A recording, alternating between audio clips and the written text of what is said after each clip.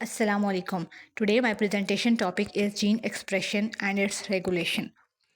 इंडेसिबल gene expression से मुराद एक ऐसा प्रोसेस है जिसमें कोई एक जीन के स्पेसिफिक सिग्नल के रिस्पॉन्स में स्टार्ट हो जाता है या इंक्रीज हो जाता है, जैसे कि कोई इन्वायरमेंटल चेंज आ गया या कोई हार्मोन रेगुलेट हो गया। For example when lactose is present, lactose metabolism in E coli, यानी जब कोई लैक्टोज प्रेजेंट होगा तो लैक्टोज मेटाबॉलिज्म के लिए जिन जीन्स ने इन्वॉल्व होना है वो एक्टिवेट हो जाएंगे ई कोलाई में।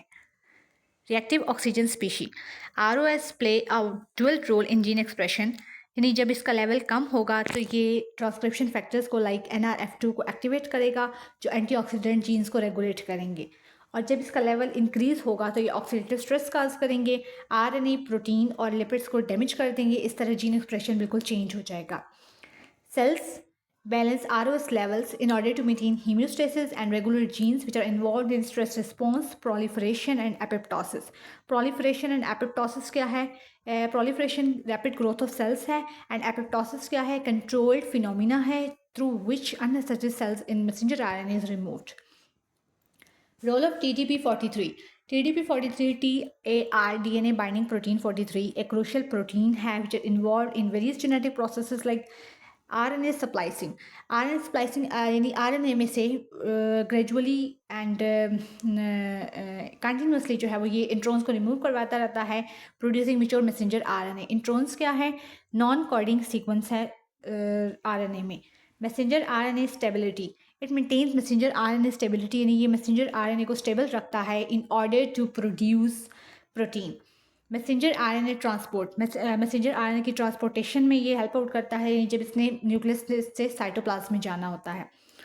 ट्रांसक्रिप्शन रेगुलेशन, ये रेगुलेट करवाता है जीन एक्सप्रेशन को, particularly which are involve in neural function, यानी न्यूरॉन्स की फंक्शनैलिटी में जो है जीन्स इन्वॉल्व होंगे उसमें जो है वो उसको रेगुलेट करवाता है।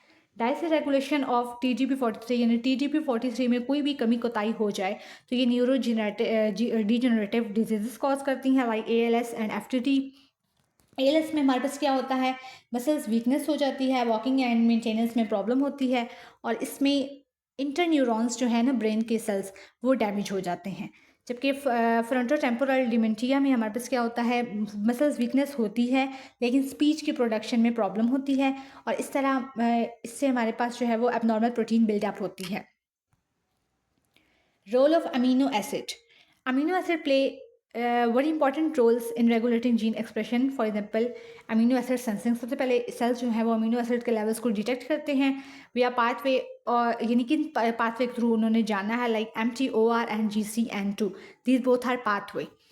Second, transcription regulation, amino acid जो है वो ट्रांसक्रिप्शन फैक्टर्स इन्फ्लुएंस पर बहुत ज़्यादा जो है वो असरअंदाज होते हैं like ATF4 to control the genes which are involve in metabolism and stress response. ये जो ATF4 है ये एक फैक्टर है जो कि कंट्रोल करता है मेटाबॉलिज्म को और स्ट्रेस रिस्पॉन्स को। ट्रांसलेशन कंट्रोल, अमीनो एसिड की अवेलेबिलिटी यानी इनकी जो फरामी है वो प्रोटीन सिंथेसिस रेट्स को ना उनको ज़्यादा इंक्रीज़ होने देते हैं ना उनको ज़्यादा कम होने देते हैं, ठीक है, इनको अफेक्ट करती है। For example GCN2 kinase senses amino acid starvation, यानी GCN2 काइनेज एंजाइम जो है वो क्या करेगा? अमीनो एसिड के स्टार्वेशन को सेंस करेगा, उसको डिटेक्ट करेगा, देन वो रेगुलेट करेगा translation and stress response genes को। Role of enzymes, metabolic enzymes can regulate gene expression in unexpected ways, यानी इनके बहुत सारे अनएक्सपेक्टेड रोल्स हैं। पहला है moonlight roles. Moonlight roles वो रोल्स होते हैं जो वो अपना तो काम करता ही करता है, उसके अलावा भी जो मतलब जिसका काम नहीं होता वो भी वो करता है।